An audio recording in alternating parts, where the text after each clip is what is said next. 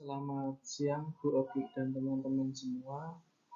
Perkenalkan, nama saya Bayu Ardianto dengan NIM 21 2020 180, kelas komunikasi bisnis MB103C. Di sini saya akan menjelaskan tentang teknik dalam negosiasi. Yang pertama, saya akan menjelaskan pengertian negosiasi. Negosiasi adalah bentuk interaksi sosial saat pihak-pihak yang terlibat berusaha untuk saling menyelesaikan tujuan yang bertentangan dan berbeda. Selanjutnya yaitu dalam negosiasi memiliki dua jenis. Yang pertama ada value creators dan value climbers. Value creator sendiri yaitu memandang negosiasi yang akan menguntungkan kedua pihak, mencoba untuk menciptakan nilai tambah bagi kedua belah pihak yang bernegosiasi. Cara yang digunakan adalah dengan mengembangkan hubungan yang kolaboratif, mengutamakan penyesuaian kepentingan kedua belah pihak, bersikap ramah dan kooperatif. Yang kedua, value climbers, memandang negosiasi sebagai proses pertikaian. Masing-masing pihak berusaha mendapatkan sebanyak mungkin jatah atau kemenangan dan memberikan sedikit mungkin jatah atau kemenangan bagi lainnya. Cara yang digunakannya adalah taktik yang manipulatif, argumen yang memaksakan, konsensi terbatas, dan tawar-menawar yang alot. Selanjutnya ada tujuan negosiasi. Yang pertama ada tujuan agresif. Tujuan agresif yaitu berusaha memperoleh keuntungan dari kerugian pihak lawan. Kemudian ada tujuan kompetitif. Tujuan ini berusaha memperoleh sesuatu yang lebih dari pihak lawan. Kemudian ada tujuan kooperatif. Tujuan ini berusaha memperoleh kesepakatan yang saling menguntungkan. Kemudian selanjutnya ada tujuan pemusatan diri.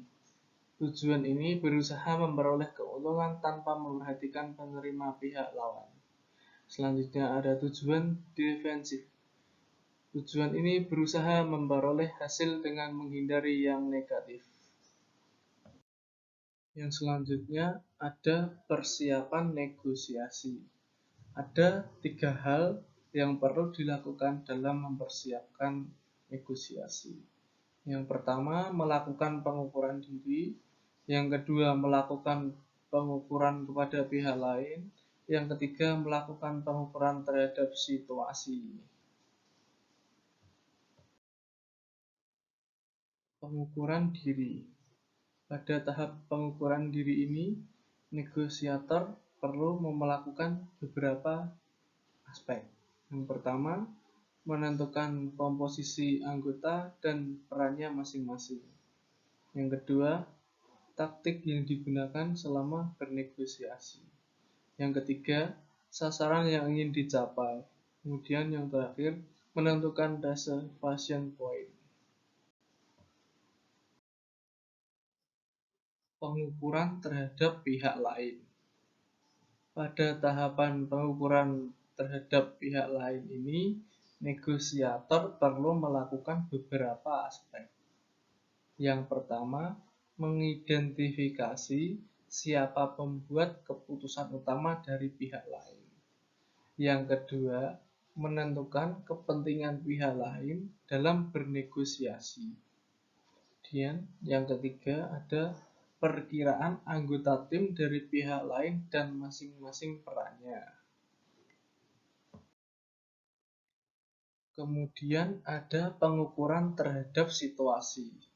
Pada tahapan ini, yaitu pengukuran terhadap situasi, negosiator perlu melakukan analisis kondisi yang dapat mempengaruhi negosiasi. Ada beberapa aspek yaitu seperti menetapkan ada atau tidaknya persetujuan yang harus dibuat. Kemudian yang kedua, memperkirakan lamanya negosiasi.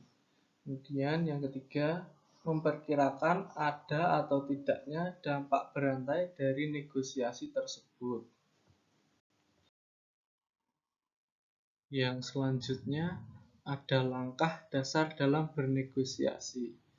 Yang pertama, ada kepung pihak lain dengan data dan fakta yang akurat. Yang kedua, gunakan berbagai perspektif. Contohnya, perkenalan gagasan atau ide sebaik mungkin dengan banyak cara termasuk fitur-fiturnya atau dalam isi di dalamnya yang lebih menarik. Kemudian yang ketiga ada upayakan suasana yang terus mengarah pada pemecahan masalah bersama, supaya masalah itu akan terpecah bersama dan akan menemukan jalan yang terbaiknya. Cukup sekian presentasi materi yang dapat saya sampaikan. Bila ada kekurangan atau kesalahan kata dalam mengucapkan, saya mohon maaf. Atas perhatiannya, saya ucapkan terima kasih. Selamat siang untuk semuanya.